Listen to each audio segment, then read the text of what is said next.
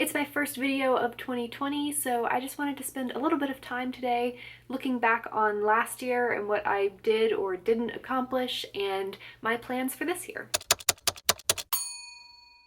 2019 was definitely a lot less productive than usual or than I expected, but I have for the most part come to terms with it because there were a lot of factors that went into that. When it comes to writing, I did not start or finish anything new in 2019. I was working on drafting a book the entire year that I had started towards the end of 2018 and which I'm almost done with, but still not quite there. It's been a really difficult book for me to write, and I've had to stop and reflect and readjust my plans for the book a few times, which has definitely slowed me down. Plus, I was in school for the entire year, so that ended up taking more of a toll on my time and my energy than I maybe expected. But I've decided that it's okay. I'm at peace with the fact that I didn't finish the book last year like I wanted to or expected to, because I do think that I have a stronger first draft to work with when it comes to revisions because I took my time and I was a little bit more thoughtful about it than I have been with some previous books. And I think if I just made myself push through and keep writing when I wasn't sure of the direction I was going in, I would have just ended up with thousands of wasted words in the wrong direction with my plot, and I would have just had to redo it anyway, so I'd rather not do that. Also, it's really good to remind myself that writing isn't the only thing that I did this year, and it's not the only important thing.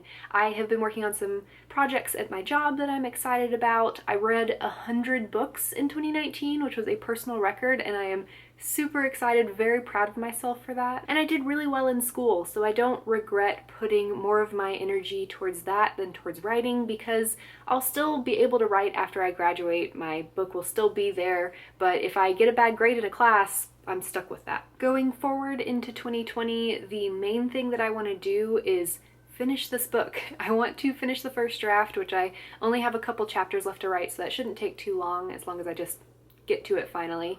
And then I would really like to be able to get a couple of rounds of revisions done before the year is over, maybe outline some new project ideas, but I don't really plan on starting any new first drafts this year. I really want to focus on this book and make it the best book it can be because I really love it and I'm really excited about it even after spending more than a year writing it. I do not plan on reading 100 books again this year. That was kind of a fluke and unexpected. It was exciting, but I don't want it to be the norm. So my reading goal this year is the same as it's been for the past couple years, just 75 books, which is still a lot, I know, but it's a little bit more reasonable, and I don't want to be trying to push myself to do too much at the expense of my writing and other things. Plus, I am trying to be very realistic with my writing and reading goals this year because I just have a lot going on in my personal life in 2020 that's going to take a lot of my attention and energy, and I don't want to stress myself out too much by thinking that I need to do all of the things. What are all of these personal life things I've got going on?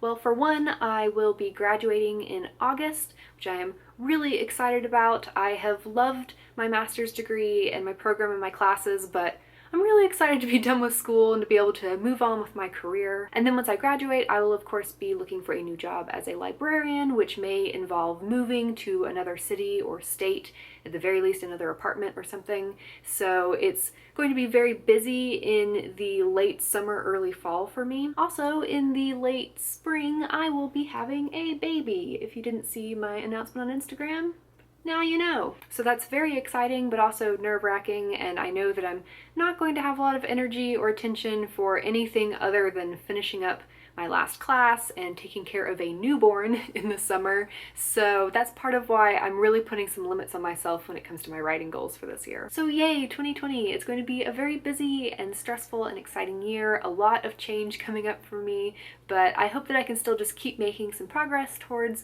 my big overall goals as a writer. And I hope that it's a good year and a successful year and at least somewhat productive. I hope it's those things for you as well.